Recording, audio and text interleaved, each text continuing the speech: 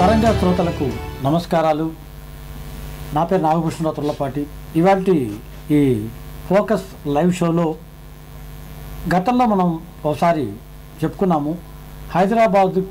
హైదరాబాదులో లమఖాన్ అనేటువంటి ఒక వేదిక మీద 100 ఏళ్ల సినిమాకు అంకితంగా సినీ నటులు సాయి చంద్ గారు, వారి మిత్రులు అందరూ కలిసి 25 ఆదివారాల పాటు ప్రతి ఆదివారం సాయంత్రం వేళ ఒక ప్రత్యేక కార్యక్రమాన్ని ప్రేక్షకులకు అందించేటువంటి ప్రయత్నం చేస్తున్నారు.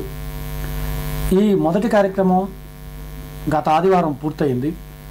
ఇప్పుడు రెండవ భాగం రేపు వచ్చేటువంటి ఆదివారం ఆ రోజు సాయంత్రం లమఖాన్లోనే సినిమా పేరిట రెండవ భాగాన్ని ఆవిష్కరించబోతున్నారు. ఈ కార్యక్రమానికి ముఖ్యంగా సూత్రధారి అయినటువంటి సినీ నటులు, డాక్యుమెంటరీ దర్శకులు అయినటువంటి సాయి చంద్ గారు ఇవాళ మన స్టూడియోలో ఉన్నారు. నమస్కారం అండి సాయి చంద్ గారు. అదేవిధంగా రేపు వచ్చేటువంటి ఆదివారం నాడు ముఖ్యంగా చెప్పుకునేటువంటి విశేషం ఏంటంటే నాగిరెడ్డి గారి గురించి, విజయ సంస్థ అధినేత నాగిరెడ్డి గారి గురించి ప్రత్యేకమైనటువంటి డాక్యుమెంటరీ సాయి చంద్ గారు తీశారు. ఆ డాక్యుమెంటరీని చూపించడంతో పాటు నాగిరెడ్డి గారి కుమారుడు విశ్వనాథరెడ్డి గారు అనుకుంటారు, విశ్వనాథరెడ్డి గారు కూడా ఆ రోజున మరి ప్రేక్షకులకు కొన్ని ఆసక్తికరమైనటువంటి విశేషాలను చెప్పడానికి వస్తున్నారు. సో ఈ సందర్భంగా అసలు నాగిరెడ్డి గారి గురించి అనగానే మనకి వారి సంస్థలో ఒకటైనటువంటి విజయ చిత్రం ఉంది. విజయ చిత్ర సినీ పత్రికగా చాలా అద్భుతమైనటువంటి విజయం సాధించింది. ఆ పత్రికలో చాలా కాలం పాటు, సుదీర్ఘకాలం పాటు పనిచేసినటువంటి సినీ విశ్లేషకులు, జర్నలిస్టు అయినటువంటి బీకే ఈశ్వర్ గారు కూడా ఇవాళ మన స్టూడియోలో ఉన్నారు. నమస్కారం అండి ఈశ్వర్ గారు. సో ఇవాళ వీరిద్దరి ద్వారా మనం నాగిరెడ్డి గారు, విజయ సంస్థ గురించి, నాగిరెడ్డి గారి గురించి కొన్ని ఆసక్తికరమైనటువంటి విశేషాలను శ్రోతలకు అందించాలని అనేటువంటి ప్రయత్నం చేస్తున్నాను. ముందుగా సాయి చంద్ గారు సార్, గత వారం ప్రోగ్రాం నేను కూడా చూశాను. అది చక్కగా అద్భుతంగా రక్తి కట్టింది. కొద్దిపాటి వాన పడుతున్నప్పటికి కూడా ఎవరు కూడా స్థానాల్లోంచి కదలకుండా అలా కన్నార్పకుండా ఆ కార్యక్రమాన్ని అంతా తిలకించారు.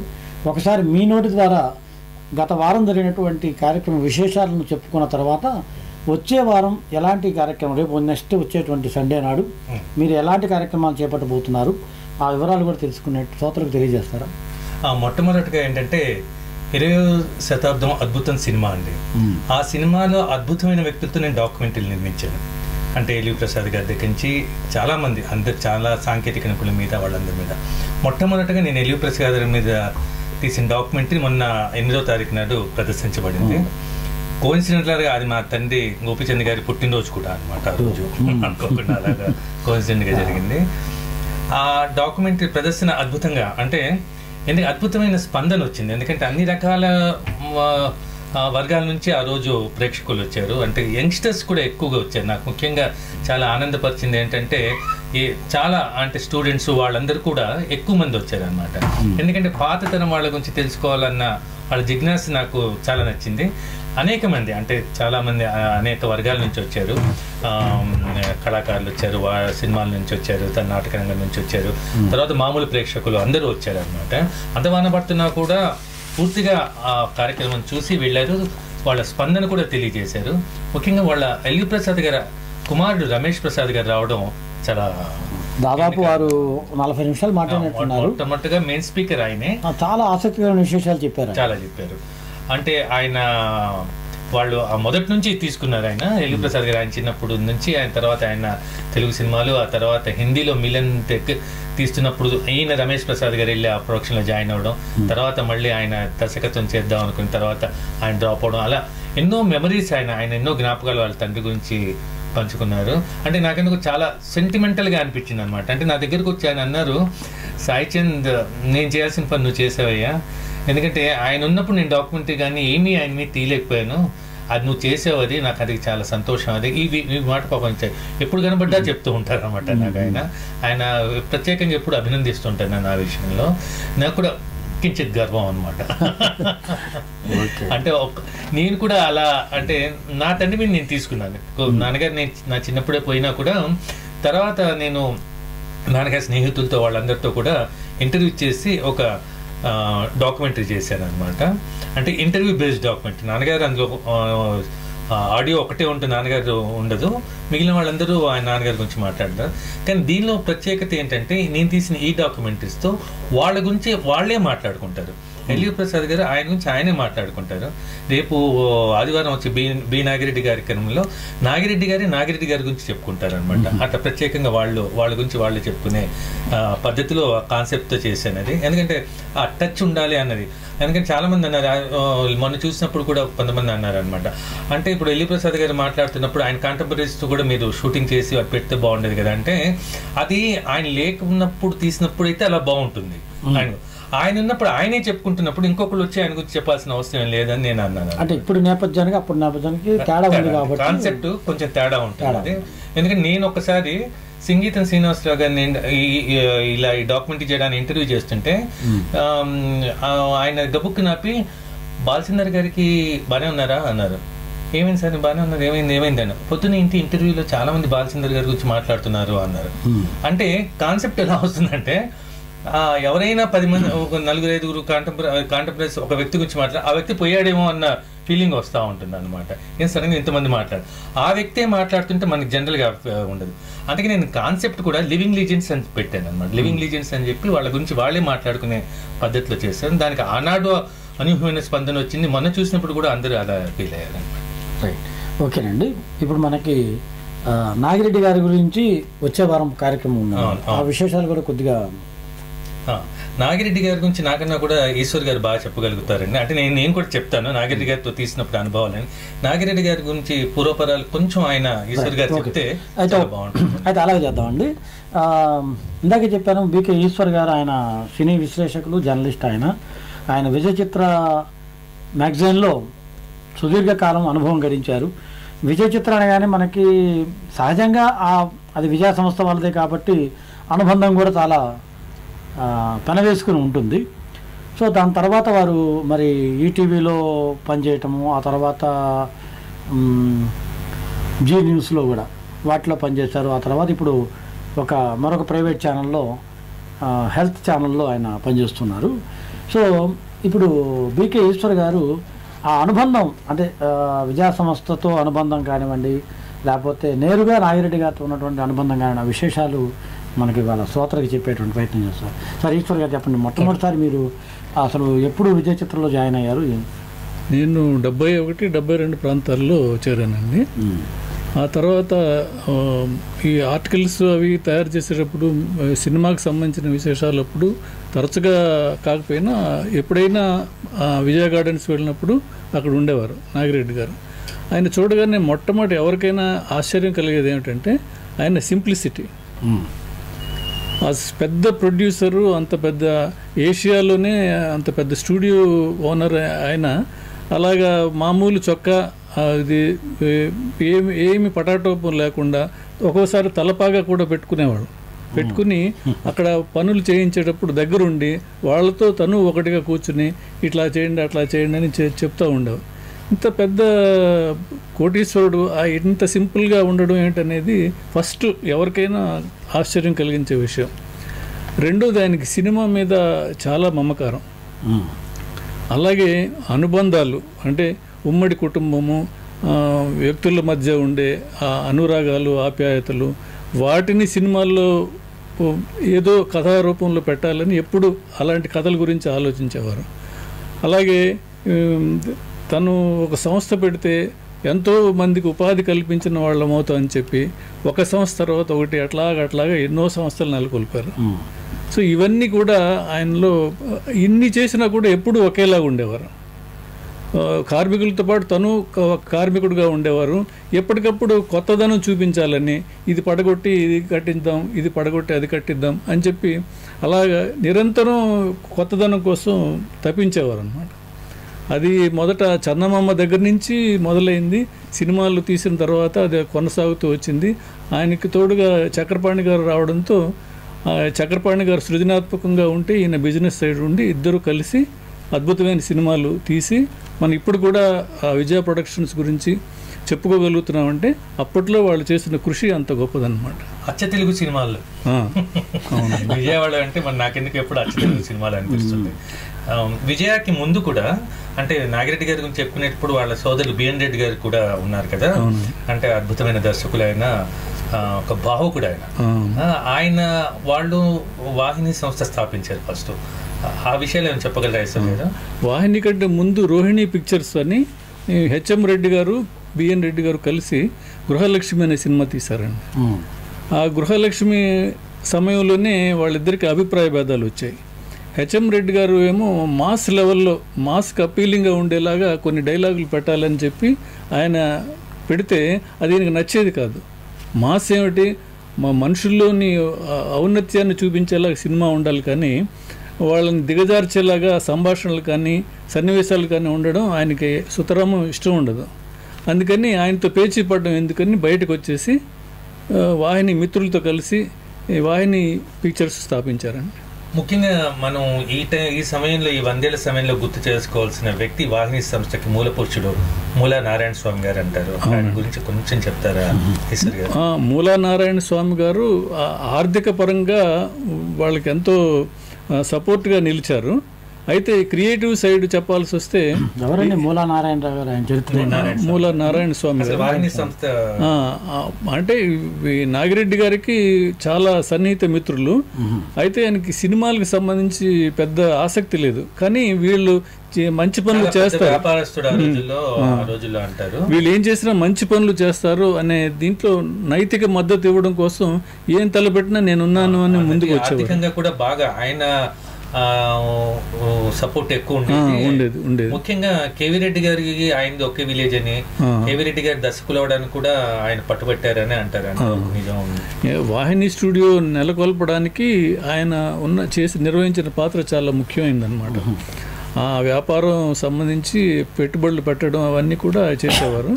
ఆ తర్వాత ఆయన చిక్కుల్లో పడిన తర్వాత నాగిరెడ్డి గారు మళ్ళీ దాన్ని ఆ సమస్యల నుంచి బయటకు వచ్చేలా చేసి తర్వాత దాన్ని బాగా డెవలప్ చేశారు స్టూడియోని. అప్పుడు సౌత్ ఈస్ట్ ఏషియాలోనే అదే పెద్ద స్టూడియో అని చెప్పేవారు అనమాట. 22 ఎకరాల స్థలంలో ఉండేది అది. అంటే మేము చూసేటప్పుడుకున్న విజయవాహిని స్టూడియో అదేనండి? అదే. అంతకుముందు పక్కన 12 ఎకరాలు ఉండేది, పక్కన రేవతి స్టూడియో అని ఒకటి ఉండేది, అది 10 ఎకరాలు. తర్వాత దాన్ని కూడా వీళ్ళు కలుపుకొని వడపళని ఏరియాలో 14 ఫ్లోర్లు ఉండేవన్నమాట. తర్వాత అన్ని భాషల్లో షూటింగ్లు. ఆ లోపలికి వెళితే అందరూ కనిపించేవాళ్ళు అనమాట. కన్నడం, మలయాళం, తెలుగు, తమిళ్ అందరూ ఆర్టిస్టులు. అదొక మేము లంచ్ టైంలో వెళ్ళేవాళ్ళం స్టూడియోలో ఊరికలాగా. మీ కార్యాలయం కూడా అక్కడే? చందమామ కార్యాలయం, మా విజయ చిత్ర, వనిత, ఈ మ్యాగజైన్లు ఆనుకుని స్టూడియో బిల్డింగ్స్ అనేది ఒక పక్క, దాని పక్కన విజయవాహిని, ఎదురుగా విజయ గార్డెన్స్ కూడా అది నాగిరెడ్డి గారి రూపకల్పన అన్నమాట. అవుట్డోర్ అంతా అక్కడ ఎన్నో సినిమాల్లో అక్కడ పాటలు తీసేవాళ్ళు, మీకు తెలిసే ఉంటుంది. గుండమ్మ కథలో పాటలు కానీ అక్కడే తీసారని చెప్తూ ఉంటారు. అవునవును. బృందావనం ఎందుకు, నందనవనం ఎందుకు, శుభ్రంగా ఇక్కడ విజయ గార్డెన్ లో తీసేద్దాం అన్నట్టు కదా. అది ఎక్కడో తీయడం ఎందుకు, పాట బాగుంటే ఎక్కడైనా చూస్తారు అని చెప్పనంటే చక్రపాణి గారి మాటల్ని ఇన్స్పిరేషన్గా తీసుకుని ప్రేమయాత్రలకు బృందావనము, నందనవనం వేయాలను అని ఆ పాట రాశారు పింగళి గారు. సో పింగళి గారితో కూడా మీకు అంటే పింగళి గారు చాలా రిజర్వ్డ్గా ఉండేవారండి. పింగళి గారు, కేవీ రెడ్డి గారు వాళ్ళు ఇంటర్వ్యూలు ఇవ్వడం, తర్వాత ఈ మీడియాకి వచ్చి వాళ్ళ ముందు అవన్నీ వాళ్ళకి అంతగా మీడియా అయినప్పటికీ మీరు లోపల వాళ్ళే కదా మీరు. అయినా కూడా అంటే విజయ్ చిత్ర ఒక టైంలో, అంటే మా చిన్నప్పుడు విజయ్ చిత్ర సినిమా రంగం అనేది సినిమాకి సంబంధించిన అవి నెలకోసారి వచ్చాయి. మా గబ్బో ఆ నెలంతా వెయిట్ చేయడంతోనే సార్. ముఖ్యంగా మా అంతకన్నా చిన్నప్పుడు చందమామ కోసం అట్లా చూసేవాడు అన్నమాట. అట్లా విజయ సంస్థ నాగిరెడ్డి గారు ఏం చేసినా నేను అనుకోవడం ఆయన మిస్టర్ పర్ఫెక్ట్ అనొచ్చు అనుకుంటా. ఎందుకంటే ఏది చేసినా అంటే నిజంగా వాహిని సంస్థ నుంచి ఆయన విజయ సంస్థ స్థాపించడానికి జరిగినటువంటి పరిణామం కూడా, అంటే స్వర్గసీమ సినిమా వాహిని వాళ్ళ స్వర్గసీమ నిర్మాణంలో ఉన్నప్పుడు చక్రపాణి గారు దానికి రచయితగా ఉండడం, చక్రపాణి గారు తో అప్పుడు ఆయనకి స్నేహ సంబంధాలు ఎక్కువ అవడం, ఆ తర్వాత వాళ్ళు చందమామ ప్రారంభించడం, తర్వాత విజయ ప్రొడక్షన్స్ స్థాపించి షావుకార్ తీయడం లాంటివి జరిగింది అంటారు. చక్రపాణి గారు పరిచయం ఎలా ఏర్పడిందంటే, ఆయన అంతకుముందు బిఎన్కే ప్రెస్ అని ఒకటి పెట్టారు నాగిరెడ్డి గారు. పెట్టినప్పుడు ఈయన పుస్తకాలు పబ్లికేషన్ ప్రచురించడానికని ఆయన దగ్గరకు వచ్చి ఇచ్చేవారు అనమాట. అప్పుడు చక్రపాణి గారు చాలా ఫేమస్ శరత్ సాహిత్యం అంతా బెంగాలీ రచనలన్నీ తెలుగులో రాసేవారు. అనారోగ్యంగా ఉన్నప్పుడు ఆసుపత్రిలో ఉన్నప్పుడు బెంగాలీ మిత్రుడు పరిచయం అయ్యాడని, అతను బెంగాలీ, దాంతో బెంగాలీ సాహిత్యం మీద అభిమానం పెరిగి ఆయన కూడా చదివారని అట్లా నేర్చుకుని ఆయన తర్వాత మంచి మంచి సాహిత్యం, బెంగాలీ సాహిత్యాన్ని తెలుగు వాళ్ళకి పరిచయం చేశారు. స్వతహాగా కూడా ఆయన మంచి సెటైర్లు అవి రాశారు. దేవదాస్ సినిమా కథా వస్తువు ఇవ్వటంలో కూడా చక్రపాణి గారి అవునండి. ఎందుకంటే నాగేశ్వరరావు గారు స్వయంగా చెప్పారనమాట, ఆ క్యారెక్టరైజేషన్లో నాకు అనుమానం వచ్చినప్పుడల్లా దేవదాస్ సినిమా తీస్తున్నప్పుడు చక్రపాణి గారిని కలుసుకుని ఆ పాత్ర ఎందుకు ఇట్లాగా బిహేవ్ చేసింది అని దాన్ని ఇంట్రికసీస్ తెలుసుకోవడానికి వెళ్ళినప్పుడు ఆయన విడమరిచి చెప్పేవారు. అప్పుడు నాకు ఒక క్లారిటీ వచ్చేది అని ఆయనే చెప్పారు నాగేశ్వరరావు గారు. నాగిరెడ్డి చక్రపాణి అనే కాంబినేషన్ మనకి షావుకారు సినిమాతో మొదలైందండి. మరిన్ని వివరాలు మీ తర్వాత మీరు మరోసారి మనం మాట్లాడుకుందామండి.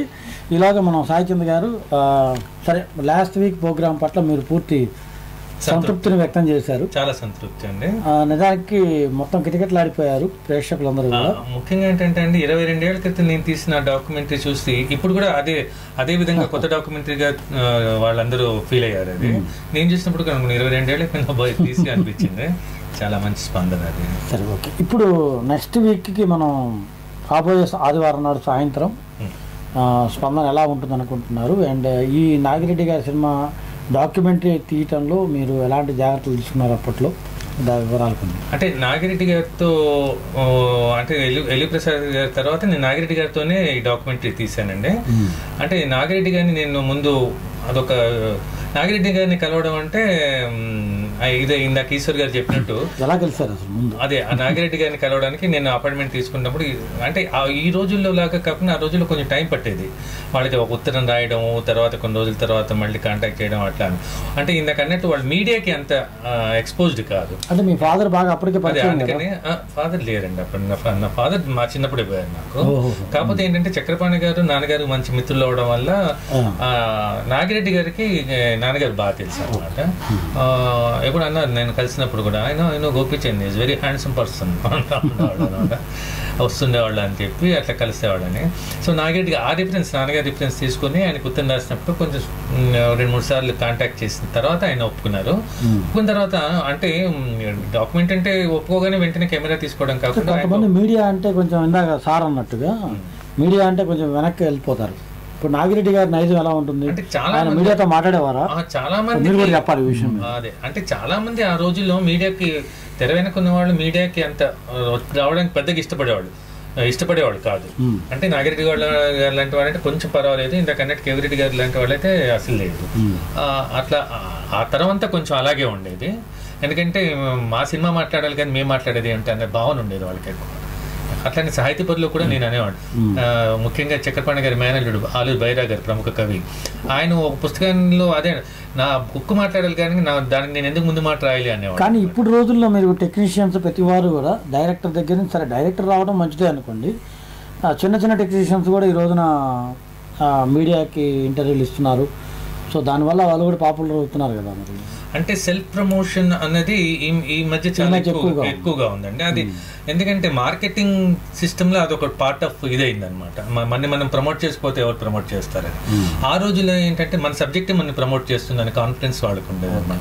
అంటే తరాలు మారుతా ఉన్నాయి. మీకు ఒక సేయింగ్ ఉండేది గుర్తుండండి, jack of all master of none. ఆ రోజుల్లో అది కరెక్ట్. ఇప్పుడు అందరూ జాక్ ఆఫ్ అవ్వాలని అనుకుంటున్నారు. అన్నింటిలోనూ విద్య అన్ని తెలిసి ఉండాలి, మనం మాస్టర్ కాకపోయినా పర్లేదు అన్నాడు. అంటే అప్పుడు చాలా మందికి ఏంటంటే వాళ్ళే ఎడిటరు, వాళ్ళే కెమెరామ్యాన్, వాళ్ళే ప్రొడ్యూసర్, వాళ్ళే డైరెక్టరు, వీళ్ళైతే వాళ్ళే యాక్టర్స్. ఇలా అవుతుంది. అంటే తప్పు పట్టడం కాదు, అంటే అలా వచ్చేసింది. జనరేషన్ తరం మారేటప్పటికి అట్లా వచ్చింది.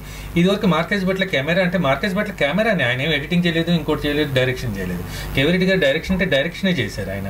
మళ్ళీ ఆయన కథకుడు కాదు, ఇది కాదు. పింగళి గారు అంటే మరి పింగళి గారు కథ రచయితగానే ఉన్నారు.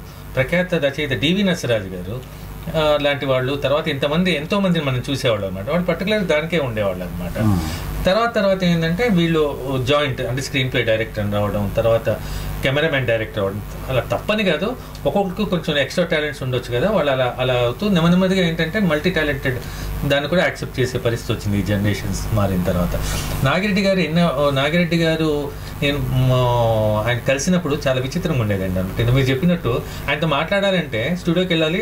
స్టూడియోలో ఆయన ఏదో ఆఫీస్లో ఉండేవాడు కాదు, ఏదో కన్స్ట్రక్షన్ దగ్గర నిలబడో లేకపోతే వెళ్తూ ఎవరికో పని పురమాయిస్తూనే వెళ్ళాలి. మనం వెనకాల తిరుగుతూ ఆయనతో కొంచెం మాట్లాడుతూ ఉండాలి అన్నమాట. సార్ అది మీరు అప్పుడు ఎలా చేశారు, మీరు స్వర్గసీమ అప్పుడు మీరు ఆయన ఎలా కలుసుకున్నారు, ఇవన్నీ ఇంటర్వ్యూ ముందు ఇవన్నీ నేను ప్రిపేర్ చేసుకోవడానికి, నోట్స్ ప్రిపేర్ చేసుకోవడానికి few days I spend with them అనమాట. అంటే గబుక్కుని కెమెరాని తీసుకెళ్ళి వాళ్ళకి ఇట్లాంటి అలవాటు లేదు. గబుక్కుని రేపు వస్తామని ఇంటర్వ్యూ షూట్ చేస్తామన్నది కాకుండా వాళ్ళతో నేను ఇంటరాక్ట్ అయ్యి వాళ్ళతో ఒక్కడిగానే కలిసిపోయి ఆ తర్వాత నేను ఫ్యూ డేస్ తర్వాత నేను షూట్ చేసేవాడు అనమాట. అదే నాగిరెడ్డి గారితో ఇదే, ఎప్పుడు వెళ్ళినా ఏదో కన్స్ట్రక్షన్ ఇది ఎక్కడో దాంట్లో ఉండేది, నేను ఆయనగా తిరుగుతూ మాట్లాడుతున్నాను. ఇంకొకటి ఆయన బెస్ట్ హ్యాబిట్ ఏంటంటే ఆయన నడుస్తున్నప్పుడు ఏదైనా చెత్త పేపర్ కానీ అటు పడింది అనుకోండి, ఎంతమంది పనివాళ్ళు ఉంటారు కదా, పిలిచి తీసేరా అనేవాడు కాదు, ఆయన వెళ్ళి తీసేసి డస్ట్బిన్లో వేసేవాడు అనమాట. అది ఆశ్చర్యం వేసేది, ఏంటి ఇలా నేను ఆయన తర్వాత ఆయన నాతో సరే అట్లా మీరేంది పురమాయిస్తే ఎవరైనా చేస్తారు కదా సార్, మీరేందుకు తీసేయడం అంటే, కాదు ఇప్పుడు నేను పురమాయిస్తే వాడు తీస్తాడు, మళ్ళీ పురమాయిస్తే మళ్ళీ కానీ వాడు తీయడు, ఇప్పుడు నేను తీసేస్తే వాడు చూసిన తర్వాత వాడు అయ్యే సార్ తీసేస్తున్నాడని కాన్షియస్గా ఉంటాడు నెక్స్ట్ టైం నుంచి. అందుకని నేను వీలైనంత వరకు నా పని నేను చేసుకుంటే నన్ను చూసి వాళ్ళు చేస్తారులే అన్నట్టుగా ఉండదు. అట్లా ఆయనతో ఏంటంటే ఇందాక అన్నట్టు ఇట్స్ వెరీ సింపుల్, అంటే ground to at. At the same time ఏంటంటే ఆయన మిస్టర్ పర్ఫెక్ట్. ఆయన ఆలోచనలు కానీ ఏదైనా ఒక సైంటిఫిక్గా ఉండేదన్నమాట. అంటే మనం ఈ సినిమా ఎందుకు చేస్తున్నాం, ఈ సినిమా వల్ల ఎలా అవుతుంది, ఈ సినిమా ఏంటి అన్నట్టుగా అట్లా ఉండేదన్నమాట. నేను అనుకోవడం ఏంటంటే హిందీలో ఆయన రామోర్ శ్యామ్ తీస్తున్నప్పుడు కూడా అది దిలీప్ కుమార్కి ఆయన ఇచ్చినటువంటి రిమెండేషన్, అన్బిలీవబుల్ రిమెండేషన్ ఆ డేస్లో అనమాట. ఒక హాలీవుడ్ యాక్టర్కి ఇచ్చే అంత రిమెండేషన్, స్టన్ అయిపోయారు, ఏంటి ఇంత రిమెండేషన్ ఏంటి ఆయన దిలీప్ కుమార్ గారికి ఇచ్చింది అని చెప్పి. అంటే ఆయన లెక్క చూడండి, అది అంతకి 5-6 ఇంతలు కలెక్ట్ చేసింది ఆ సినిమా రామోర్ శ్యామ్. అంత విజన్ ఉండేది ఆయనకి అనమాట. అట్లా తమిళ్లో ఆయన ఎంజీఆర్తో తీసినటువంటి ఎంగపీటు పిళ్ళి మన రాముడు భీముడు, అది రామోర్ శ్యామ్ హిందీలో తీసారు, తమిళ్లో అవన్నీ సెన్సేషనల్ హిట్స్ అనమాట ఆ డేస్లో. తర్వాత చక్రపాణి గారితో మా కుటుంబానికి ఉన్న అనుబంధం ఆయనకు తెలుసు, నాన్నగారు. ఎందుకంటే చక్రపాణి గారు ఆయన సొంతగా హైదరాబాద్లో పెట్టినప్పుడు దాన్ని మొదట్లో నాన్నగారు ఉన్నప్పుడు నాన్నగారికి చూస్తుండేవాళ్ళు.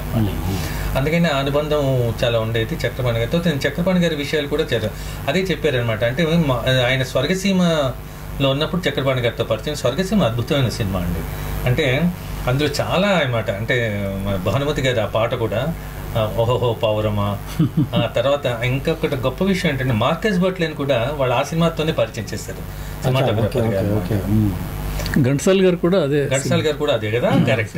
ఘంటసాల గారు కూడా సార్, ఘంటసాల గారు అంటే మొదటి పాట అండి స్వర్గసీమ. ఏం పాట అది? అది గాజుల పిల్ల అని అలాంటిది ఏదో భానుమతి గారు ఆలాపన వస్తుందా మొత్తం పాట భానుమతి గారు ఆయన కలిసి ప్లేబ్యాక్, సిహెచ్ నారాయణరావు గారికి ప్లేబ్యాక్. అంటే మనకు ఎలా ఉంటుందంటే నాగిరెడ్డి గారు ఆ విజయ సంస్థ అవి చూస్తున్నప్పుడు నిజంగా ఆ పాతాళ భైరవి, ఆ తర్వాత మాయాబజార్లు ఇవన్నీ ఇక్కడ తీసినవే కదా, ఇక్కడ చేసినవే కదా నా అనుభూతులు అద్భుతంగా ఉంటుంది ఆయన తెలియదు. ముఖ్యంగా నేను ఆయనతో తిరుగుతూ చేయడం వల్ల ఒకరోజు విజయగాడితో ఆయనతో మాట్లాడడం, ఒకరోజు ఏమో ఆ వాహిని స్టూడియోకి వెళ్ళడం, ఆ ఫ్లోర్లో నిలబడడానికి కన్స్ట్రక్ట్ చేస్తున్నాను దగ్గర నేను మాట్లాడుతుంటే ఫీల్ థ్రిల్ అనమాట. ఈ స్టూడియోలోనే ఇన్ని అద్భుతాలు జరిగినాయి కదా అన్నాను. ఓకే అండి, ఈశ్వర్ గారు, ఇందాక మీరు అనుకున్నాం కదా మనం, అంటే అలా అప్పట్లో ఉన్నటువంటి వారు మీడియాకి ఎలా స్పందించేవాళ్ళు ఏంటి? మీకు మొట్టమొదటిసారి నాగిరెడ్డి గారితో మీరు ఎలా మాట్లాడారు? నాగిరెడ్డి గారితో మాకు యాక్సెస్ సమస్య కాదు, పైగా అంటే మన సొంత మ్యాగజైన్లో మన గురించి చెప్పడం ఎందుకనే అభిప్రాయంతో మేము ఎక్కువగా కవరేజ్ ఇచ్చేవాళ్ళం కాదు. అందరూ కూడా విశ్వనాథ్ రెడ్డి గారు మాకు ఎడిటర్ గారు, విశ్వనాథ్ రెడ్డి గారు అంటే నాగిరెడ్డి గారి అబ్బాయి అనమాట. నాగిరెడ్డి గారి సంతానం గురించి అంటే ఆయన చెప్తారంటే నాగిరెడ్డి నలుగురు మగపిల్లలు. ప్రసాద్ గారు, ప్రసాద్ ప్రాసెస్ అని పెద్ద ఫేమస్ ప్రింటింగ్ ప్రెస్ ఉంది, అది ఆయన పేరు. అంటే యాక్చువల్లీ ఇండియాలోనే ఒక ప్రింటింగ్ లో అదొక ట్రెండ్ సెట్ అండి. ప్రసాద్ ప్రాసెస్ అంటే ఒక అద్భుతమైన ట్రెండ్ సెట్. కలర్ ప్రాసెస్ అండి, కలర్ ప్రాసెసింగ్ ఫస్ట్ స్టార్ట్ చేసింది అక్కడే. సినిమా పోస్టర్స్ అవన్నీ కూడా ఫేమస్. ప్రింటింగ్ కూడా ఎయిర్ ఇండియా లాంటి పెద్ద పెద్ద క్యాలెండర్లు అవన్నీ కూడా అద్భుతంగా ప్రింట్ చేసేవారు. ఆ ప్రసాద్ అనే ఆయన పెద్ద ఆయన. రెండో ఆయన వేణుగోపాల్ రెడ్డి గారు. వేణుగోపాల్ రెడ్డి గారు కూడా ఈ తండ్రి గారి పద్ధతిలోనే ఆయన కాకి బట్టలు వేసుకునేవారు. ఎప్పుడు కాకి బట్టలు వేసుకుని వర్కర్స్తో పాటుగా వాళ్ళు తిరుగుతూ వాళ్ళతో పాటు ఉండేవన్నమాట. అంటే పని ఉన్నప్పుడైనా మామూలుగా కూడా కాకి బట్టలు. అదే మాకు విచిత్రంగా, మేము అక్కడే ఉండేవాళ్ళం కాబట్టి వీళ్ళందరినీ చూస్తుండేవాళ్ళం. తర్వాత మూడోది విశ్వనాథ్ రెడ్డి గారు, ఆయనకి సాహిత్యం మీద ఈ కళలు, లలిత కళల మీద మంచి ఆసక్తి. విశ్వనాథ్ రెడ్డి గారు ఆయన ఈ పత్రికలన్నింటినీ సూపర్వైజ్ చేస్తూ ఉండేవారు. విశ్వం గారు అంటారు. ఆయన రాస్తుండేవారా అంటే ఎడిటోరియల్స్, కానీ యాక్టివ్గా పార్టిసిపేట్ చేసేవారు డిస్కషన్స్లోనూ. ఏం చేద్దాము, కొత్త ఫీచర్స్ ఎలాంటివి పెడదాము అనేది అప్పుడప్పుడు ఆయన అభిప్రాయాలు కూడా చెప్తూ ఉండేవారు. నాలుగో సన్ను వెంకటరామరెడ్డి గారు, ఇప్పుడు ప్రొడ్యూసర్, సినిమాలు అవి ఆయన భైరవద్వీపం ఇవన్నీ కూడా తీస్తున్నారు అనమాట. చందమామ విజయ కంబైన్స్ అనే పేరుతో మళ్ళీ రివైవ్ చేసి, అంటే వీళ్ళందరూ అందులో ఉంటారు, పేరు మాత్రం వెంకటరామరెడ్డి గారు అని పేరు వేస్తుంటారు అనమాట. ఆయన ఇద్దరు డాటర్స్, జయలక్ష్మి గారు, శారద గారు, నలుగురు కుమారులు, ఈ ఇద్దరు అమ్మాయిలు. పెద్ద ఆయన చనిపోయారు, ప్రసాద్ గారు చనిపోయారు. సో అంటే ఇప్పుడు విశ్వనాథ్ రెడ్డి గారు రేపు నాగిరెడ్డి గారు దానికి ఆయన ప్రత్యేక ముఖ్య అతిథిగా వస్తా ఉన్నారు. ఆయన తండ్రితో ఆయనకున్న అనుబంధాలు కానీ అప్పుడు సినిమాలు, ఆయనకున్న జ్ఞాపకాలు అవన్నీ ప్రేక్షకులతో పంచుకుంటారు అన్నమాట ఆ రోజు ఎల్లుండి సార్. సో తప్పనిసరిగా ఆ కార్యక్రమం విశ్వనాథ్ గారెడ్డి చెప్పేటువంటి అనుభవాలతో అవును. మొన్న అదే మనం ఎల్లి ప్రసాద్ గారి గురించి రమేష్ ప్రసాద్ నేను, ఎందుకంటే నేను కూడా అలాంటి ఒక తండ్రి బిడ్డనే కాబట్టి ఒక పిల్లలు చెప్తున్నప్పుడు తండ్రి గురించి అనుభూతులు చాలా అద్భుతంగా ఫీల్ అవుతాం కదా. బాగుంది. ఐ గాట్ దట్ పర్సనల్ ఎక్స్పీరియన్స్తో నేను అందుకే నేను నెక్స్ట్ భవిష్యత్తులో కూడా నేను అదే చెప్పాను అనమాట. వాడి పిల్లలు వాళ్ళు వచ్చింటే బాగుంటుందని. భవిష్యత్తులో మన ఎస్ రాజేశ్వరరావుది చేసినప్పుడు వాళ్ళ పిల్లలు కోటి ఇలాంటి వాళ్ళని ఆహ్వానిద్దామని, ఆ తర్వాత కేఎస్ ప్రకాశ్రావు గారిది చేసినప్పుడు ఆయన పిల్లలకి దర్శకులు రాఘవేంద్రరావు గారు వీళ్ళందరినీ అలా వాళ్ళ ద్వారా కూడా వాళ్ళ తండ్రి గురించి ఎవరు తెలుసుకుంటుంటే కొంచెం ఇంట్రెస్టింగ్గా ఉంటుంది కదా అని అట్లా అనుకున్నా. లక్కీగా మొన్న కూడా ఏమైందంటే అనుకోకుండా బి విఠలాచారి గారి మీద కూడా నేను చేశాను డాక్యుమెంట్. వాళ్ళ అమ్మాయి కూడా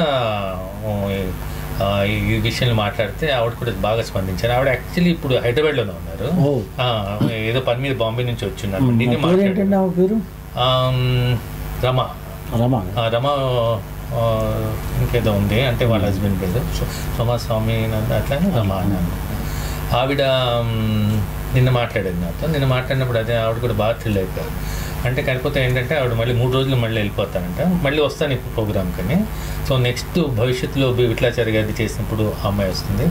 అలానే ఎడిటర్ సంజీవ్ గారి గురించి చేసినప్పుడు కూడా వాళ్ళ అమ్మాయి కూడా రోజు ఆవిడ కూడా అంటా ఉన్నారు అనమాట, ఈగల్లీ వెయిటింగ్, అంటే ఆయన డాక్యుమెంటరీస్ చూడాలి రావాలని చెప్పి ఆవిడ. అలా పిల్లలు అందరూ వస్తూ ఉంటే అదొక డాక్యుమెంటరీస్ లో తెర వెనక వారైనా తెర ముందు అంటే సూర్యకాంతం గారు వీళ్ళందరూ కూడా ఉన్నారు. భవిష్యత్ అంజలిదేవి గారు వీళ్ళందరూ కూడా. ఇప్పుడు సూర్యకాంతం గురించి మీరు పెట్టినప్పుడు ఏమైనా ప్లాన్ చేసుకున్నారా? ఎలా? అదే అంటే నాకు సూర్యకాంతం గారి ఫ్యామిలీ అది ఒకసారి అట్లా ప్లాన్ చేసుకుందామని, నాకు అసలు అంత డీటెయిల్గా తెలియదు. కొంచెం సీనియర్ పాత్రికలు ఈశ్వర్లా గారు లాంటి వాళ్ళ సహకారం తీసుకొని, అంటే అట్లా వాళ్ళు వస్తే బాగుంటుంది. లేకపోతే మనం చేయగలిగింది కానీ కొంతమంది మెడ్రాస్లోను కొంతమంది అంటే విఠలాచార్య గారి అబ్బాయి కూడా బి శ్రీనివాస్ ఆయన డైరెక్ట్ చేశారు కదా, ఆయన అడిగితే ఆయన మైసూర్లో ఉన్నారంట. మరి ఆయన కానీ వాళ్ళ అమ్మాయి కానీ అట్లా ఎవరు వీలైనంత వరకు వాళ్ళ పిల్లలు వచ్చేటట్టుగా చేసుకుందాము అంటే వాళ్ళు కూడా అంటే సినిమా పరంగా మనం ఎంత మాట్లాడినా కుటుంబ పరంగా పిల్లలు కానీ వాళ్ళు ఫ్యామిలీ వాళ్ళు మాట్లాడితే బాగుంటుంది. పర్సనల్ టచ్ మొన్న రమేష్ ప్రసాద్ గారు మాట్లాడినప్పుడు అందరూ అదే తెలియదు అనమాట, చాలా పర్సనల్ టచ్ ఫీల్ అయ్యారు అనమాట అందరూ. ఎట్లనో అంటే డాక్యుమెంటరీ పరంగా ఆ లిజెండ్స్ మాట్లాడినప్పుడు కుటుంబ పరంగా వాళ్ళు ఫ్యామిలీ మెంబర్స్ మాట్లాడుతారు. ఆ కాన్సెప్ట్తో ఈ ప్రదర్శనలో మనం చేస్తా ఉన్నాం. సార్ ఈశ్వర్ గారు, ఇందాక మనం అనుకుంటున్నాం నాగిరెడ్డి గారిని మీరు మొట్టమొదటిసారి ఆయనతో ఎప్పుడు సంభాషించారు మీరు? అంటే మీడియా పరంగా కావచ్చు, వేరే ఆయనకి కథలు చెప్పడం అంటే చాలా సరదా అండి. సినిమా కథగా ఒకటి ఆలోచన వచ్చినప్పుడు ఆ టైంలో ఎవరు కనబడినా అంటే ముఖ్యంగా మీడియా వాళ్ళకైతే వాళ్ళు ఎక్కువ సినిమాలు చూస్తూ ఉంటారు కాబట్టి వీళ్ళకి ఒక ఐడియా ఉంటుందని నాలాంటి వాడు కనబడినప్పుడు కూర్చోబెట్టుకుని ఇట్లా నాకు ఒక కాన్సెప్ట్ వచ్చింది, అది విని ఎలా ఉందో చెప్పు అని చెప్పేవారు.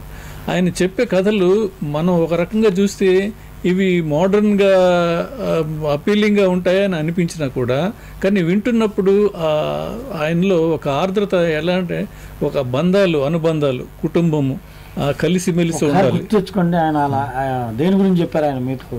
అంటే ఇప్పుడు ఇరుగు పొరుగు వాళ్ళు ఉంటారు, ఇరుగు పొరుగు వాళ్ళు సఖ్యంగా ఉంటే ఎలాంటి ప్రయోజనాలు ఉంటాయి. అదే వాళ్ళని చూసి అసూయపడి వాడు బాగున్నాడు నేను బాగోలేదని అంటే అసూయతో వచ్చే సమస్యలు ఏంటి, వాళ్ళ మధ్య మనస్పర్ధలు ఎలా వస్తాయి, దాంతో ప్రశాంతంగా ఉండే వాతావరణంలో సంక్షోభం ఎలా ఏర్పడుతుంది, ఇట్లాగా అల్లేవాళ్ళు. అందులో ఫైనల్గా ఏమిటంటే మంచిగా ఉంటేనే అంత మంచి జరుగుతుంది, ఇట్లాంటి ఆలోచనలు చెడ్డ ఆలోచనలు ఉంటే ఫలితాలు చాలా దారుణంగా ఉంటాయి అని చెప్పడం ఆయన ఉద్దేశం. ఏ కథ చెప్పినా కూడా చివరికి ఆ పాయింట్ వచ్చేలాగా చేసేవారు.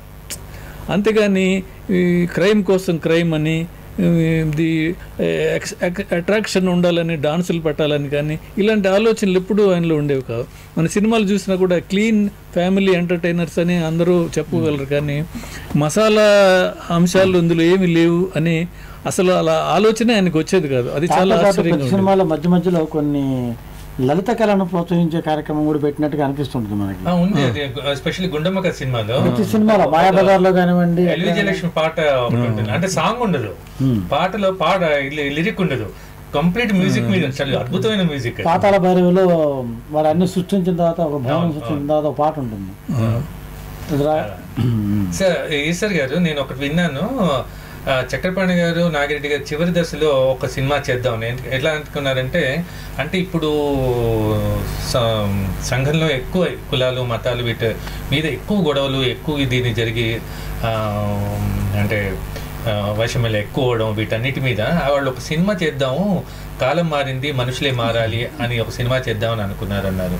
అది నిజమేనండి? నిజమే. మేము అది ఎంత బాగుంటుందంటే ఇట్లాగే ఈ ఒక సిటీలో అందరూ కలిసిమెలిసి ఉంటే అక్కడ ఇలాంటి వైషమ్యాలు వస్తే పరిస్థితులు ఎలా ఉంటాయనే ఐడియా అనమాట. అలాంటి ఐడియా ఎవరు చెప్పినా కూడా నాగిరెడ్డి గారికి చాలా చాలా రియాక్షన్ అద్భుతంగా ఉంటుందన్నమాట. ఇలాంటి సినిమాలేనయ్యా మనం కావాల్సింది, తీయాల్సింది, జనం చూడాల్సింది అని చెప్పేవారు. అప్పుడు దాన్ని మేము ముందు సీరియల్గా కూడా వేసాము విజయ్ చిత్రాల్లో. కాలం మారింది మనుషులే మారాలి వేసాము. బిఎన్ రెడ్డి గారు కూడా ఆ సబ్జెక్ట్ చాలా ఇష్టం అన్నమాట. బిఎన్ రెడ్డి గారికి అదే నేను విన్నాను. చివరికి వాళ్ళిద్దరు ఆడలు అలా చేద్దాం అనుకున్నారు, విజయ నుంచో వాహిని నుంచో కానీ అలా ఒక సినిమా చేద్దామని ప్లాన్ చేశారు. మీరు చివరి దశలో కూడా నాగిరెడ్డి గారితో ఎక్కువ అనుబంధం ఉండేది కదా? అవునండి. ఎలా ఉండేదండి ఆయనతో? అంటే ఈ పత్రికలు చూడాలని ఎప్పుడైనా స్పెషల్ ఇష్యూ అలాంటిదైనా వెళ్తే చూపించేవాళ్ళం, ఇది ఇష్యూలో ఇలా చేసామండి ఆర్టికల్ అనేది చూసేవారు. చూసిన తర్వాత ఏది చెప్పినా కూడా ఫైనల్గా మళ్ళీ ఇంకో కథ ఏదైనా చెప్పాలని ఆయనకి అంటే ఎప్పుడు దాని గురించి ఆలోచిస్తూ ఉంటారనమాట. ఆలోచిస్తూ మొన్ననే మళ్ళీ ఒక థాట్ వచ్చింది అని చెప్పి మొదలు పెడతారనమాట. చెప్తే విని ఎలా ఉంది అభిప్రాయం చెప్పమనేవారు. చెప్పమంటే మనం చెప్పడానికి వినగానే హాయిగా ఉంటుంది మనసుకి. కానీ ఇప్పుడంతా కాలం మారిపోయిందండి. ఈ పరిస్థితుల్లో ఈ సినిమాలు ఇలాంటివి ఆడుతున్నాయి అని అంటే అప్పుడు ఆయన వల్లి అనే ఒక సినిమా వచ్చిందండి, మళ్ళీ రజనీకాంత్. మరి ఆ సినిమాలో మళ్ళీ ఇప్పుడు వచ్చిన సినిమా కదా, మరి అందులో కూడా ఇలాంటి భావాలు ఉన్నాయి కదా అని చెప్పి ఆయన చూసి ఆ రజనీకాంత్ని మెచ్చుకుని ఆ సినిమా నేను తెలుగు ప్రేక్షకులు చూపిస్తానని అంటే ఆయన సంతోషంగా ఒక పైసా కూడా నాకు ఇవ్వనక్కర్లేదని చెప్పి డబ్బింగ్ రైట్స్ ఇస్తే దాన్ని విజయ అనే పేరుతో తీశారు. ఎందుకు చెప్తున్నాను, డబ్ చేశారు. ఎందుకు చెప్తున్నానంటే ఆయనలో కుటుంబ వ్యవస్థ లేకపోతే యువతరం పాడైపోతుంది, అలా కాకుండా వాళ్ళు మంచిగా ఉండాలి, వాళ్ళు దురలవాట్లు లేకుండా ఉండాలి అనే ఐడియాలన్నీ అందులో ఉన్నాయి. కాబట్టి అది జనానికి మనం చూపించాలి. తెలుగు వాళ్ళు మిస్ అయిపోతున్నారు కాబట్టి తెలుగులో చూపిద్దామని చేశారనమాట. నాకు కూడా అట్లా ఉండే ఆయన ఆలోచన. నాకు కూడా ఒక అనుభవం ఏంటంటే ఆయన స్క్రిప్ట్ మీద ఆ సినిమాలు వాటి మీద ఎంత ఆలోచిస్తారు అనేది మనకు కూడా ఆశ్చర్యంగానే ఉంటుంది అనమాట. అంటే ఆయన అంటారు ప్రతి సినిమా మనం సక్సెస్ ఒక్కరికి అంటగడతాము, ఇప్పుడు హీరోలకో హీరోయిన్లకో కథకుడికి, కానీ అందులో కీ రోల్ ఒకటి ఉంటుంది, అది సక్సెస్కి మూల కారణం అవుతుంది అని. చాలా ఆశ్చర్యకరమైన విషయం ఏంటంటే గుండమ్మక సినిమా సక్సెస్కి మూల కారణం మనం అనేకం అనుకుంటాం, స్టార్ కాంబినేషన్ అనుకో, కథ అనుకోవచ్చు, ఫ్యామిలీ. ఆయన అంటే దానికి రమణారెడ్డి గారి క్యారెక్టర్ మూలం అంటాడు ఆయన. అదే కీ రోల్ సక్సెస్ అంటారు అన్నమాట. అది అంటే మనం ఊహించడం కూడా ఊహించాము, అలా ఉంటుంది ఆయన జడ్జిమెంట్ కానీ. అది వండర్ఫుల్ పర్సన్ అండి ఆయన నిజంగా. తర్వాత ఇంకొక ప్రత్యేకత ఏమిటంటే హీరో ఓరియంటేషన్. ఇప్పుడు మన సినిమాలు చూస్తుంటే హీరో మొత్తం సినిమా అంతా కనిపిస్తుంటాడు. వాళ్ళు అలా కాకుండా హీరో కాబట్టి ఎన్టీఆర్ కాబట్టి ఏఎన్ఆర్ కాబట్టి వాళ్ళే సినిమాలో ఉండాలని అలాంటి అభిప్రాయం ఉండేది కదా. కథలో వాళ్ళు ఎంతవరకు అవసరమో అంతవరకే చూపించి తక్కిన పాత్రలు కూడా మీరు చెప్పినట్టుగా ప్రతి పాత్ర చాలా ముఖ్యమైనది కాబట్టి దానికి బిగినింగ్ మిడిల్ ఎండ్ అలాంటివి ఉండాలి అనే ఉద్దేశంతో ప్రతి పాత్ర మీద శ్రద్ధ చూపించి మంచి ఆర్టిస్టులను ఎంపిక చేసి సినిమా మొత్తం చూసినప్పుడు మనకేమో ఒక విందు భోజనంలాగా అనిపించేలాగా అందరూ శ్రద్ధ వహించేవాళ్ళు అనమాట. నేను డాక్యుమెంటరీ తీస్తున్న సమయంలో ఆయన చాలా ఇష్టమైన నటి సావిత్రి గారండి. అంటే ఆయన బాధ ఉండేది ఏంటంటే జనరేషన్స్ సావిత్రి గారిని మర్చిపోతారేమో వీళ్ళు అని. నేను ఏమిటంటే ఎప్పుడు ఈ నెక్స్ట్ మా తర్వాత 3వ జనరేషన్ వాళ్ళు వచ్చేసారు, వాళ్ళు ఎప్పుడు వేరే యాక్టర్స్ గురించి మాట్లాడుతున్నారు, సావిత్రి గురించి మాట్లాడంటే అంత మంచి నటి అది మర్చిపోతున్నారా ఏంటి అని. నేను అనేది సార్ ఆవిడ మర్చిపోయి క్వశ్చనే లేదు సార్, అది తెలుగు సినిమా ఉన్నంత వరకు అది జరగని పని.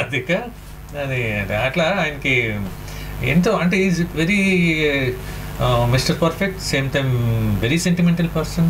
ఎన్నో విషయాలు అంటే ఒక నిర్మాతగానే ఆయన మనం చూడలేము, ఆయనలో ఉన్నట్టు వైవిధ్యం చాలా ఉంది అనమాట. అంటే మీరు విన్నట్టు కథల మీద ఆయనకి ఇంట్రెస్ట్. అవును, ఆయన మన తెలుగులో విజయవాడ మొట్టమొదటి సినిమా షావుకార్ని తమిళ్లో ఆయన డైరెక్ట్ చేశారు కదా. అవునండి, ఆయన డైరెక్ట్ చేశారు. అక్కడ చెప్పుకోదగ్గ విశేషం ఏంటంటే నిర్మాతకి ఎంత పవర్ఫుల్ పర్సన్ అనేది ఆ రోజుల్లోనే వాళ్ళు నిరూపించారు. 2-3 ఎగ్జాంపుల్స్ కూడా మనం చెప్పుకోవచ్చు. ఒకటి ఏంటంటే ఆ సినిమాకి ఎంగవీటు పెన్ అని పేరు పెట్టారు, షావుకార్కి పెట్టుకుని తెలుగులో షావుకార్ జానకి గారు వేసిన వేషానికి నిర్మల్ గారిని తీసుకున్నారు. అప్పుడు ఆమె విజయ నిర్మల్ కాదు, నిర్మల. అందులో ఆ సినిమాలో నటించడం వల్ల విజయ నిర్మల అయింది. విజయవాడ తీసిన ఫస్ట్ పిక్చర్ కాబట్టి విజయ నిర్మల. ఆ రోజు ఫస్ట్ డే షూటింగ్ అప్పుడు ఎస్వి రంగారావు గారు నిర్మల్ గారు కాంబినేషన్, విజయ నిర్మల్ గారు కాంబినేషన్లో ఆయన మేకప్ అది వేసుకుని వచ్చారు విజయ నిర్మల్ గారు. చూసి ఎస్వి రంగారావు గారు ఈవిడే హీరోయిన్ ఏంటి అని లాభం లేదు, ఇంత బక్కగా ఉంది, ఇంత ఆకర్షణీయంగా లేదు అని ఆమె ముఖం మీదే కేఆర్ విజయ గారని ఉన్నారు, ఆవిడని పెట్టుకుంటే బాగుంటుంది అని చెప్పి అప్పటికప్పుడు అలాగా చెప్పేశారు. చెప్పేస్తే నాగిరెడ్డి గారు ఏం మాట్లాడలేదు. ఈమె తిన్నగా మేకప్ రూమ్లోకి వచ్చి బాధపడి ఏడుస్తూ కూర్చున్నారు విజయ నిర్మల్ గారు. ఆయన వచ్చి ఇవాళ మనం ప్యాకప్ పెట్టేద్దాము, నువ్వేం వరీ కావద్దు అని చెప్పి పంపించారు. ఆవిడేమనుకున్నారు, ఇంకా రంగారావు గారే చెప్పిన తర్వాత నన్నే ఉంచుతారు, ఈ సినిమా వచ్చిన అవకాశం పోయింది, ఇది అందరికీ తెలిసిపోతుంది, నా కెరీరే ఇదైపోతుంది అని చెప్పి బాధపడిపోయి వెళ్ళిపోయారు. నెక్స్ట్ డే ఏమైందంటే వాళ్ళు విజయ నిర్మల గారి ఇంటి కారు వచ్చింది. కారు వచ్చి అంటే మాట్లాడకుండా స్టూడియోకి వచ్చారు. వస్తే అంతకు ముందు రోజు ఎస్వి రంగారావు బదులు ఎస్వి సుబ్బయ్య గారని ఆయన ఉన్నారు. ఈవిడ పాత్ర మామూలుగానే ఉంది. ఈ షార్ట్ తీయడానికి మీరు రెడీ కావండి అని చెప్పినప్పుడు షాక్ అయిపోయింది. అంటే నిర్మాత అనేవాడిని ఇంకొకడు ఆర్టిస్ట్ వచ్చి చెప్పడం ఏంటి? నిర్మాత తీసుకున్న నిర్ణయాన్ని కట్టుబడి ఉండాలి ఆర్టిస్టులు ఎవరైనా కానీ. కానీ ఈయన వచ్చి మార్చమని అంటే ఆయనే మార్చేశారు. అట్లాగే మిస్సమ్మ విషయంలో కూడా చక్రపాణి గారికి సావిత్రి గారు ఎలా వచ్చారంటే ఈ భానుమతి గారు వెళ్ళిపోవడం వల్ల వచ్చారు. భానుమతి గారికి చక్రపాణి గారికి అభిప్రాయ భేదాలు వచ్చాయి. వచ్చినప్పుడు నిర్మాతలు ఎంత పవర్ఫుల్గా ఉంటారు అని చెప్పడానికి ఆమె చూస్తుండగానే ఆమె నటించిన నెగిటివ్ని అలాగే చూపించి కాల్ చేసి ఆవిడకి ఇవ్వాల్సిన పారితోషికం లెక్కలు కట్టించి పంపించేసి ఆ వేషానికి సావిత్రి గారిని బుక్ చేశారు. అంతా తీసారండి సినిమా, తీసారు. స్టిల్స్ కూడా ఉన్నాయండి. స్టిల్స్ కూడా ఉన్నాయి. భానుమతి గారికి ఎల్లి ప్రసాద్ గారి సీన్ ఎక్స్ప్లెయిన్ చేస్తున్న స్టిల్స్ అవన్నీ ఉన్నాయి. తర్వాత నేను అనుకోవడం ఏంటంటే ఒరిజినల్ గా మిస్సమ్లో ఇప్పుడు జమున గారు వేసిన వేషం సావిత్రి గారు, భానుమతి గారు సావిత్రి గారి వేషం. తర్వాత సావిత్రి గారు మార్చిన తర్వాత అట్లాగే ఎందుకంటే నిర్మాత దర్శకుడు అనేవాడు సినిమాకి ముఖ్యం కానీ ఆర్టిస్టులు కాదు అనే ఒక గట్టి నమ్మకం వాళ్ళకి. ఆయన తర్వాత ఎవరో అడిగారు కూడా, మీరు ఎందుకండి ఇన్ని సెటప్ స్టూడియోలు అన్నీ ఉండి సినిమాలు తీయటం లేదంటే ఆయన చిన్న ఉదాహరణ చెప్పారు నాగిరెడ్డి గారు. ఒక ప్రొడ్యూసర్ మొన్నే చెప్పారు, ఒక హీరో గారు ఒక సూటు ధరించి పాత్ర షూటింగ్లో పార్టిసిపేట్ చేయాలంటే ఆయన ఏ రంగు సూట్ అయితే బాగుంటుంది అని చెప్పడానికి 10 రంగుల్లో సూట్లు కుట్టించి అది నాకు చూపించండి, అప్పుడు నేను అందులో ఒకటి సెలెక్ట్ చేసుకుంటాను అని చెప్పన్నారంట. ఆ హీరో పొడుగ్గా ఉంటాడట, ఆ సూట్లు మళ్ళీ ఎవరికి పనికిరావు. అటువంటి పరిస్థితుల్లో ఒక హీరో నిర్మాతని ఇట్లాగా ఏడిపించే పరిస్థితుల్లో ఉన్నప్పుడు మేము ఎందుకు తీయాలి సినిమాలు? పైగా ఆర్టిస్టులు వస్తుంటే నిర్మాత చూడగానే భయభక్తులతో వచ్చేవాళ్ళంట అదివరకు. కానీ ఇప్పుడు నిర్మాత ఆర్టిస్టులు వస్తుంటే లేచి నిలబడాలంట అని ఆయన చెప్పారు. ఇటువంటి పరిస్థితుల్లో మాలాంటి వాళ్ళు ఏ సినిమాలు తీయగలం, అందుకని తీయటం లేదు అని చెప్పారు. అందుకని అది ఆ రోజుల్లో అంటే మనం ఆ రోజులు ఈ రోజులు అనకూడదు కానీ ఆ రోజు ఒక స్వర్ణయుగంగా చెప్పుకోవచ్చు అనమాట. ఇటు నాగిరెడ్డి చక్రపాణి గారు, అటు అన్నపూర్ణ వాళ్ళు, తర్వాత ఎన్ఈటి సంస్థ కానీ, తర్వాత ఇట్లా ప్రసాద్ ఆర్ట్స్, ఇవన్నీ కూడా ఏంటంటే దే ఆర్ మెయిన్. తర్వాత వాళ్ళు కథ రెడీ చేసుకుని అన్నీ చేసుకున్న తర్వాతే ఆర్టిస్టులను డిసైడ్ చేసుకోవడాలు ఇలా ఉండేది. అందుకని ఆ రోజుల్లో అంత మంచి సినిమాలు ఇప్పటికీ అంటే నేను ఎప్పుడు మంచి సినిమా అనుకుంటాను ఏదనుకుంటా అంటే ఇప్పుడు చూసిన సినిమాని 25 ఏళ్ళ తర్వాత చూసినా కూడా మనకి బాగా అనిపిస్తేనే మంచి సినిమా అని అనుకుంటాం. అందుకని ఆ సినిమాలు మనం 25 కాదు 50 ఏళ్ళ తర్వాత కూడా చూస్తున్నాం. మాయాబజార్ 60 ఏళ్ళ 50 ఏళ్ళ లేదా 50 ఏళ్ళ 1957 కదండి, అదే 50 ఏళ్ళ పైన అవన్నీ కూడా మనకి ఈ రోజు గుండమ్మ కథ కూడా ఇప్పుడు కూడా చూసినా మనకి వినోదంగా ఏదైనా అట్లా ఉండబట్టి ఆ విలువలతో తేబట్టి తర్వాత విలువలనే కాకుండా దానికోసం తప్పించారు వాళ్ళు, దానికోసం తప్పించారు అన్ని చేశారు. కాబట్టి ఈ రోజు కూడా మన సినిమాలు చూస్తుంటే ఒక అద్భుతమైన అనుభూతి చెందుతూ ఉంటాం. అంటే ఇప్పటికీ కళాత్మక చిత్రలాగా నిలిచిపోయినాయి అన్నమాట. ఎందుకంటే వాడు విజయవాడలో ఏ సినిమా తీసుకున్నా అంటే షావుకారు నుంచి తర్వాత వాళ్ళు తీసినటువంటి పాతాళ భైరవి, మాయాబజార్, పెళ్లి చేసి చూడు, మిస్సమ్మ, గుండమ్మ కథ, జగదేక విని కథ ఏది తీసుకున్నా కూడా అట్లానే తెలుగు సినిమా కీర్తిని హిందీలోకి కూడా వాళ్ళు రామోశ్యామ్ నిజంగా అదొక సంచలనం అనమాట ఆ రోజుల్లో. రామోశ్యామ్ రాముడు భీముడు సినిమా అలా తమిళ్లో కూడా వాళ్ళు రాముడు భీముడు తెలుగులోకి వచ్చేటప్పుడు అది ఎవరిదండి? అది రామాయణ ఫస్ట్ ఫిల్మ్ అండి, అది సురేష్ విజయవాడది కాదు, తెలుగులో సురేష్ ప్రొడక్షన్స్. అది కానీ అది తమిళ్లో తీశారు ఫస్ట్ ఎంజీఆర్ ఎంగవీటి పిళ్ళై. అది సంచలనమైన విజయం. దాని తర్వాత హిందీ రీమేక్స్ హిందీలో దిలీప్ కుమార్ అన్ని అదొక షోలేక ముందు పెద్ద హిట్స్ లో అదొకటి.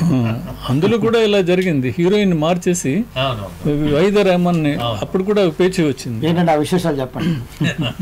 పేచీ అంటే నేను విన్నది వైజయంతిమాలను పెట్టుకుంటే ఇట్లాగే అభిప్రాయ భేదాలు వస్తే వీళ్ళు రాజీ పడే సమస్య లేదు. వైజయంతిమాల అందమైన నటి కావచ్చు, పేరు ప్రఖ్యాతులు ఉండొచ్చు, కానీ వీళ్ళు క్రమశిక్షణ పాటించాలి, అది మెయిన్. ఎప్పుడైతే అది తేడా వచ్చిందో నువ్వు ఎంత పెద్ద స్టార్ అయినా మేము లెక్క చేయమన్న పద్ధతిలో ఆవిడ తీసేసి ఆవిడ పాత్రలో వైదారేమని పెట్టేసి అట్లాగా అంటే ఇది దానివల్ల అదృష్టం ముంతాజ్ ఏమో వైదార్ ఆ క్యారెక్టర్కి వచ్చారు, ముంతాజ్ పెద్ద స్టార్ అయిపోయారు. అట్లా వీళ్ళ వల్ల చాలా పెద్ద స్టార్ సినిమా చాలా మంది ఉన్నారు. అంటే అనుకోకుండా సావిత్రి గారు, నేను భానుమతి గారిని ఇంటర్వ్యూస్ కలిసినప్పుడు, అంటే భానుమతి లేకపోయాను, ఆవిడతో ఈ విషయం సూచనగా అనేటప్పటికి ఆవిడ అదే అని ఏమై అవునా అందుకే కదా నా వల్లే కదా ఒక మహానటి వచ్చింది అంటే గుర్తుపెట్టుకున్నారు. సావిత్రి మరి మహానటి అయిందంటే నా వల్లే కదా అంటున్నాడు. అంటే ఆవిడ ఎక్కడ ఆవిడ తగ్గించుకోదు కదా అంటే ఇంకో రకంగా చెప్పారు. అంతే. ఓకే సార్, ఇప్పుడు విజయ అంటే ఇప్పుడు నాగిరెడ్డి గారి కానివ్వండి, చక్రపాణి గారు కానివ్వండి, మీడియా పరంగా అంటే ఇప్పుడు విజయ చిత్ర దాంట్లో ఎలా ఇన్వాల్వ్ అయ్యేవాళ్ళు వాళ్ళు? విజయ చిత్ర అసలు కాన్సెప్ట్ పెట్టింది ఏ పత్రిక పెట్టినా కూడా చక్రపాణి గారి కాన్సెప్ట్ మొట్టమొదటి చందమామ. కానీ అంతకుముందు ఆంధ్రజ్యోతి అనే మ్యాగజైన్ నడిపారు.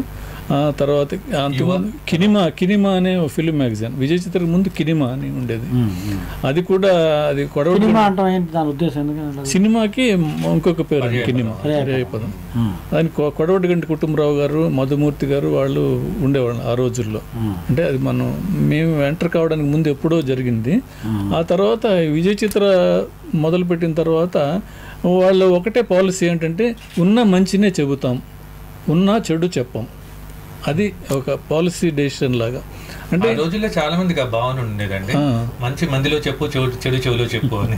అవును, వాళ్ళు పరిశ్రమల్లో మంచి చెడు రెండు ఉంటాయి, కానీ ఆ చెడు గురించి నలుగురికి చెప్పి ఇతరులని ఇబ్బంది పెట్టడం ఎందుకు, ఉన్న మంచినే చెబుతాము అనే కాన్సెప్ట్ అన్నమాట. అది ఈ రోజుల్లో పెద్ద ఉత్సాహంగా ఉండదు, కానీ ఆ రోజుల్లో అది చాలా కొత్తగా అనిపించింది అందరికీ.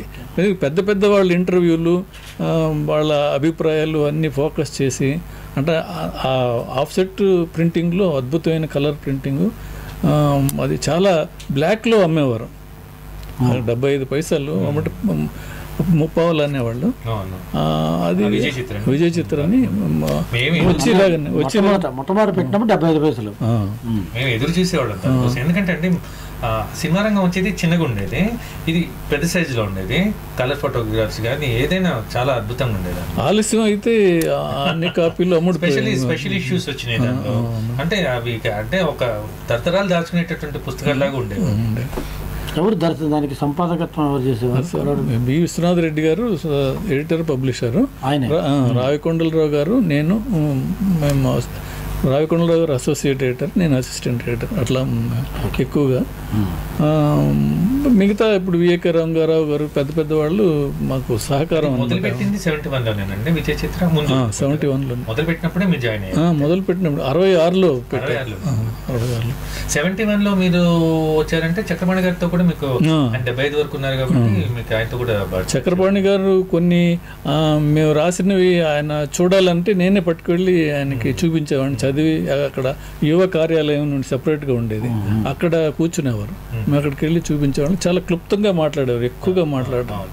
ఇది తూచినట్టుగా 1-2 మాటలే మాట్లాడారు. నాగిరెడ్డి గారు అయితే బాగా ఎక్కువసేపు మాట్లాడేవారు, కూర్చోబెట్టి ఒక షేర్ చేసుకోవడానికి అవకాశం ఉండేలాగా మాట్లాడేవారు. అసలు మనం అనుకుంటాం అంటే చక్రపాణి గారు అంత కామెడీ సినిమాలు తీశారు కాబట్టి ఆయన ఎలా ఉంటారు, అట్లా హాస్యంగా ఉంటుందేమో అని. అయ్యో చాలా సీరియస్గా, చాలా ముక్త. సేమ్ థింగ్ విత్ బాబు గారు అంత కార్టూనిస్ట్, అన్ని అద్భుతం కదా. మనం వెళ్ళి కలిసి చాలా ముభావంగా ఉంటారు. బాబు గారు మీడియా కూడా ముందు రారు, అది వీళ్ళలాగే ఆయన కూడా. కొద్ది గొప్ప రమణ గారు వచ్చేవాళ్ళు, బాబు గారు అసలు వాళ్ళేమనే మా మొహాలు ఎవరు చూస్తారు, మీరు తారలు బొమ్మలు వేసుకోండి అని ఒక రకంగా చమత్కారంగా మాట్లాడుతూ ఉంటారు అనమాట. పింగళి గారికి కానీ వీళ్ళందరూ కానీ. వాళ్ళకి ఇప్పుడు నాగిరెడ్డి గారితో మీరు చివరిలో వారిని ఎప్పుడు చివరిసారిగా మీరు చూడటం జరిగింది, ఆ సంఘటన ఒకసారి? అంటే అప్పుడు ఆసుపత్రి కన్స్ట్రక్షన్ పనుల్లో ఉండేవారు. విజయ హెల్త్ సెంటర్, విజయ హాస్పిటల్ ఉండేది. విజయ గార్డెన్ లోనే కట్టారు అది. విజయ హాస్పిటల్ ముందు ఈ స్టూడియో ఆనుకుని కట్టారు. తర్వాత విజయ హెల్త్ సెంటర్ అని విజయ గార్డెన్స్ పక్కన ఉండేదన్నమాట. అది ఎంజీఆర్ గారు బాగా ఎంకరేజ్ చేశారనమాట. మనకి అత్యాధునికమైన సాంకేతిక సదుపాయాలు ఉండే ఆసుపత్రులు తక్కువగా ఉన్నాయి అని నాగిరెడ్డి గారు చెబితే మీరే పెట్టవచ్చు కదా, పెడితే దానికి కావాల్సిన ఏర్పాట్లు సహకారం అవి చేస్తానంటే అప్పుడు కన్స్ట్రక్ట్ చేశారు. ఆయన పేరు పెడతానని అంటే ఎంజీఆర్ గారు ఒప్పుకోలేదు. అంటే వద్దండి, నా పేరు వద్దు అని చెప్పి వినమ్రంగానే చెప్తే అప్పుడు ఆ తర్వాత ఆయన చనిపోయిన తర్వాత ఎంజీఆర్ బ్లాక్ అని ఏదో ఒకటి పెట్టారు అన్నమాట సంస్మరణ. ఎంజీఆర్ గారు వాళ్ళ బ్యానర్ పెట్టుకున్నారు విజయ అని. విజయ హాస్పిటల్. విజయ బ్యానర్ అంటే మాకు చిన్నప్పుడు అది చాలా జెండాపై కప్పిరాజు అలా మోగుతా ఉండేది. క్రియాసిద్ధి సత్వతే అని అది అట్లాగా ఉండేది. అది అంటే కష్టపడి చేయాలి, ఏ పనైనా కష్టపడి చేస్తే మనకి మంచి పేరు వస్తుంది అనేది ఎంతసేపు ఆయన ప్రార్థించే చేతుల కన్నా పనిచేసే చేతులు. అంటే మంచి కుటుంబం బాగా చదువుకున్నా కూడా మొదట్లో ఆయన చేసిన వ్యాపారాలు కూడా ఉల్లిపాయలు వ్యాపారాలు చిన్నప్పటి నుంచి వ్యవసాయ కుటుంబం నుంచి రావడం వల్ల కాయ కష్టంలో అంటే అది కష్టపడి మనం ఏదైనా సాధించాలి, అడ్డదారిలో కాకుండా కష్టపడి చేస్తే అది మనకి భవిష్యత్తుకి మంచి పునాది అవుతుంది. చివరిసారిగా ఆయన హాస్పిటల్లో ఉన్నప్పుడు చూస్తారు, హాస్పిటల్ కన్స్ట్రక్షన్ అప్పుడు చూసి అప్పుడు కూడా అదే కథ చెప్పిన తర్వాత నేను వచ్చేసాను. తర్వాత అట్లాంటి సందర్భాలే అనమాట. మేము మామూలుగా వెళ్ళినప్పుడు విజయ గార్డెన్స్ వెళితే అక్కడ ఉంటారు, కానీ ప్రతిసారి మనము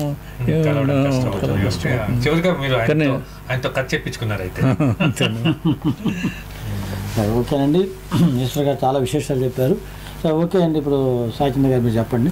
ఇప్పుడు ఈ సినిమా అనేటువంటి కార్యక్రమాన్ని మీరు ముందుకు తీసుకెళ్తున్నారు.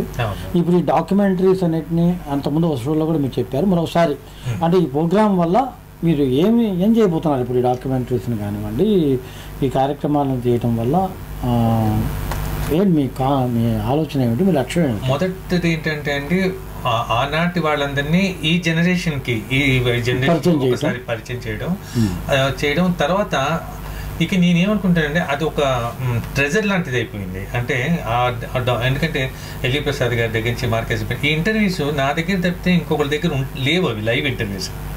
అంటే అది ఎప్పుడైనా వాళ్ళ ఇంటర్వ్యూస్ వేసినా, ఎక్కడైనా వాళ్ళ గురించి రిఫరెన్స్ టీవీలో వచ్చినా కూడా వాడు ఫోటోలు వేసే పరిస్థితి వస్తూ ఉంది. అందుకని ఇప్పుడు నేనేమనుకుంటున్నా అంటే ఇది తీసుకెళ్ళి జాతికి అంకితం చేసేద్దాము. ఎప్పుడైనా ఇక అందరికీ అందుబాటులో ఉండేటట్టు ఇంటర్నెట్లో కానీ ఎక్కడైనా సరే అందరికీ అందుబాటులో ఉండాలి ఈ లిజెండ్స్ గురించి అని అనమాట. ఇంకోటి అంటే ఈ ప్రదర్శన 100 ఏళ్ళ భారతీయ సినిమా టైంలో వేస్తున్న ఈ ఇప్పుడు ఉన్నటువంటి జనరేషన్ వాళ్ళని చూసి వాళ్ళతో ఇన్స్పైర్ అయ్యేవాలి అన్నది నా కోరిక. అంటే నేను మొదలుపెట్టినప్పుడు కూడా ప్రఖ్యాత దర్శకులు కేఎస్ ప్రకాష్ గారు అదే చెప్పారనమాట నాకు, నువ్వు ఈ డాక్యుమెంటరీలు తీసినప్పుడు ఒకటి మట్టుకు పెట్టుకో, ఏంటంటే ఇది నెక్స్ట్ జనరేషన్కి ఇన్స్పైరింగ్గా ఉండాలి. అంటే వీళ్ళకి ఎలా చేశారు ఏంటి అనేది చూసి వాళ్ళు ఇన్స్పైర్ అయ్యేట్టు ఉండాలి అని ఆ బిట్వీన్ ది లైన్స్ మటుకు నేను ఫాలో అయ్యాను దానిలో. ఇప్పుడు మొన్న ఎల్వి ప్రసాద్ గారి చూసినా కూడా అందరూ అలానే ఫీల్ అయ్యారు అనమాట. ఇక ముందు ఎందుకంటే నేను ఒక వింగే కాకుండా అన్ని సాంకేతికంగా ఎడిటరు, నృత్య దర్శకులు, తర్వాత నేపథ్య గాయకులు, సంగీత దర్శకులు, ఛాయాగ్రహకులు, ఇట్లా అన్ని డిపార్ట్మెంట్స్ తీసుకుని చేశాను. జిమ్నీ కోటేశ్వర్ లాంటి సౌండ్ ఇంజనీర్తో వాళ్ళందరితో. సో ఇవన్నీ చూసినప్పుడు ఒక టోటాలిటీ ఆఫ్ ద సినిమా ఆ డేస్లో ఎలా ఉండేది, వాళ్ళ అనుభూతులు ఎలా ఉండేవి, వాళ్ళు ఎలా చేశారు అన్నది ఒక ఇన్స్పైరింగ్గా ఉండాలి, ఉంటుంది. అలా ఫీల్ అయ్యారు కూడా అనమాట మనం చూస్తుంది. సో నేను అనుకోవడం ఏంటంటే ఈ జనరేషన్ చాలా అనుభూతులు పొందుతుంది వాళ్ళ. ఖచ్చితంగా నాకు మొట్టమొదటి వారం చూసినప్పుడు నాకు అదే అనిపించింది. 100 ఏళ్ళ భారతీయ సినిమాకు అంటే తెలుగు సినిమా ఇంకా 100 ఏళ్ళు పూర్తి అవ్వలేదు అనుకుంటా, మనకి ఇంకో 10 ఏళ్ళు ఉంది. అయినప్పుడు కూడా మనంతా కూడా భారతీయులం కాబట్టి భారతీయ సినిమా దానికి కూడా ఉన్నట్టు ఉంది కాదండి. భారతీయ సినిమాకి తెలుగు సినిమా కాంట్రిబ్యూషన్ చాలా ఉంది. అందుకని కాబట్టి మనం భారతీయ సినిమా అంటే తెలుగు సినిమా అనుకోవచ్చు. సో 10 ఏళ్ళ తర్వాత తెలుగు సినిమాని ప్రత్యేకంగా మళ్ళీ తెలుగు సినిమా పేరిట మీరు నిర్వహిస్తున్నటువంటి ఈ 25 ఆదివారాల పాటు ప్రతి ఆదివారం సాయంత్రం 7 గంటలకు హైదరాబాద్లో ఉన్నటువంటి Lamakaan Banjara hills road number 1 అంతే కదండి, రోడ్ నెంబర్ 1 జీవికే మాల్కి ఆపోజిట్ వెంగళరావు పార్క్ పక్కగా ఉంటుంది. సో లమకాన్లో మీరు దీనికి ఏమి ఎంట్రీ పాస్ కానీ ఇలాంటివి కూడా ఏం లేవండి. ఎవరైనా వచ్చి చక్కగా ఆ కార్యక్రమాన్ని ఆ సాయంత్రం వేళ హాయిగా ఆదివారం పూట చక్కగా చూడొచ్చు. ఇప్పుడు నాగిరెడ్డి గారి కుమారుడిని చూడగలమా మనం మామూలుగా, అదేవిధంగా ఎల్వి ప్రసాద్ గారి కుమారుడిని చూడగలమా? సో చక్కటి అవకాశాన్ని మరి సాయి చంద్ర గారు అందిస్తున్నారు. నిజానికి ఇది చాలా బాగుంది. ఈ రకంగా తరంగాలో కూడా మనం తరంగా శ్రోతలందరికీ కూడా వారం వారం కర్టన్ రైజర్ రూపంలో మనం విశిష్టమైనటువంటి కార్యక్రమాలు అందించేటువంటి ఒక అవకాశం మనకే దక్కింది. దాంతోపాటు అక్కడ జరుగుతున్నటువంటి కార్యక్రమాల తర్వాత మనం రికార్డ్ చేసి వాటిని కూడా ఒక ప్రత్యేక కార్యక్రమాలుగా అందించేటువంటి ప్రయత్నాలు కూడా జరుగుతున్నాయి.